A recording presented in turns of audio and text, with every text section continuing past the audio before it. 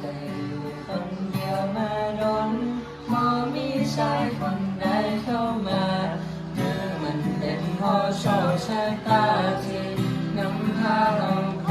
บกันเห็นอายอยู่คนเดียวแบบนี้หวังว่าแฟนอายคงบ่มีละมันคงเป็นเรื่องที่ดีละที่เฮาได้คือสิ่งดีเนาะหากอายมันคือสิ่งดีเนาะมีเฮาสองคนเป็นแม่พอหนึ่งเรื่องที่อยากจะขอน้องก็ขอให้คือสีนุ่มเนาะแก้มอายมันคือสีนุ่มเนาะได้กอดอายคือ